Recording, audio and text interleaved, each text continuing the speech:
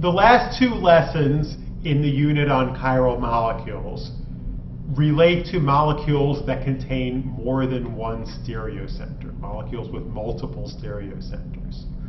Okay, so if a molecule has only one stereocenter, as we've seen in the previous several lectures, two stereoisomers are possible, and they are a pair of enantiomers. However, when you have more than one stereocenter, you will get more stereoisomers.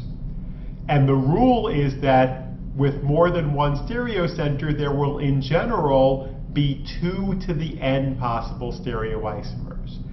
To be truly rigorous, I'm going to say that there is a maximum of 2 to the n possible stereoisomers, because we will see in the next lesson about an example where you don't have quite as many stereoisomers as you would expect there to be.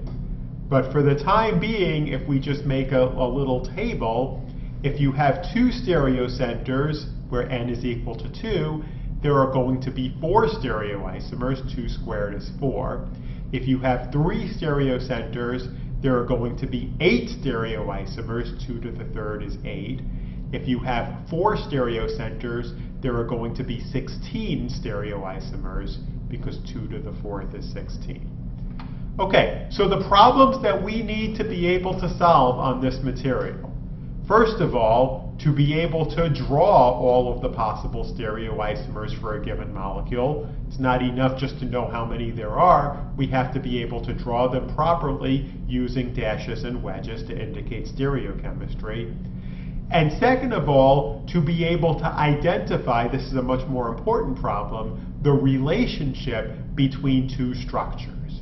Are those structures enantiomers, diastereomers, conformations, completely identical, the same molecule in the same conformation, or are they structural isomers, also known as constitutional isomers? Okay, so this can become a rather difficult problem, but we're going to start with a simple case, a case in which we have only 2 stereocenters, and that's going to be 2,3-dibromopentane. This is also a molecule where everything's going to work out great, and we're going to find that we have 4 stereoisomers. Okay, just to refresh your memory about numbering, 2,3-dibromopentane is numbered as follows. We have a bromine on carbon 2 and another bromine on carbon 3. So I have the molecule drawn here without any stereochemical information, because the first problem that we would need to be able to solve is to be able to draw all of these stereoisomers with dashes and wedges. So let's get started. Also note that when you have multiple stereocenters, you're going to have to assign R and S at each stereocenter. So the R and S assignment is more than one problem. So being able to assign R and S will also help us derive the differences between these structures. So let's start with the first structure. Okay, so this is the structure in which both of the bromines are coming out towards you. Okay, so that's one structure, and if we want to assign R and S to it, we look first at carbon 2. We assign our priorities 1, 2, 3. The carbon that contains the bromine gets priority over the carbon with just hydrogens. The hydrogen is already pointing back away from you. This is 1 to 2 to 3 in a clockwise direction, so it's R. If you do the same analysis at carbon 3, the bromine gets priority 1. The group on the left that contains a bromine gets priority 2. The group on the right that does not contain a bromine gets priority 3. The hydrogen gets priority 4, 1 to 2 to 3. We're tracing out a clockwise circle, so this one is also R. So this structure then would be called the 2R, 3R structure. Okay, what are our other possibilities? Well, we can also have a structure where one of the bromines at carbon 2 at carbon 2 is still pointing towards you, but the one at carbon 3 is now pointing away from you. Well, if you were to assign R and S to this one, carbon 2 would be exactly the same as in the structure we already worked out. It would be R, but now for carbon 3, with that bromine pointing away from you, if you went ahead and worked that out, that would be S. And this molecule would be given the label 2R3S before the name. Okay, so that's 2 of our 4 structures.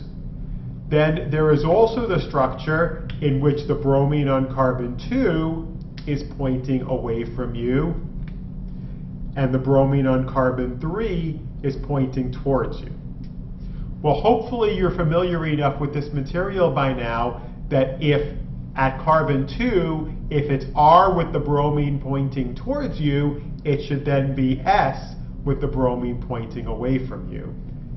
And then at carbon 3, with the bromine pointing towards you, that should be R. And then the final structure has the bromines pointing away from you at both carbon 2 and carbon 3.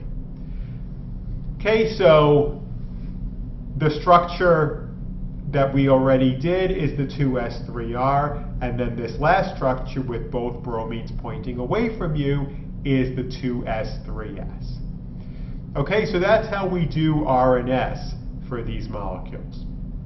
Now, what is the relationship between a pair of these? Well, if we start with the 2r3r that we had in the beginning and want to figure out what the relationship between the 2r3r and the 2r3s is, we ask ourselves the question, are these molecules mirror images? Now, sometimes it might be a little difficult to see whether or not they're mirror images. I mean, first of all, we have to get them lined up so that the methyl groups and the ethyl groups are properly lined up. But I think you can see that these molecules, no matter how I try to put them together, are actually not mirror images of each other. Okay, so since they are stereoisomers and not mirror images, they are going to be diastereomers. The case in which we do get mirror images is when we have the 2r3r versus the 2s3s. If we put both of them pointing away from you now if you line them up next to each other, they are mirror images. They are non-superimposable mirror images, and as a result, the 2r3r and the 2s3s are enantiomers of each other. Okay, so in this diagram, if you invert one stereocenter, you will get diastereomers, whether we go from the 2r3r to the 2r3s, or go from the 2r3r to the 2s3r. But if you invert both of them, go from the 2r3r to the 2s3s, you have enantiomers. Okay, we can fill in the rest of this chart. The relationship between 2s3r and 2s3s is diastereomers. The relationship between 2r3s and 2s3s is also diastereomers. And then finally, the relationship between 2s3r and 2r3s is that they are also enantiomers. So in general, this will actually turn out to be true even if you have more than 2 stereocenters. If you invert all of the stereocenters of a given structure, you will end up with the enantiomer of that structure. If you invert anything less than all of the stereocenters of a given structure, you will end up with a diastereomer. Okay, so we now have this nice chart here that's showing us the relationship, which pairs of structures are diastereomers and which pairs of structures are enantiomers.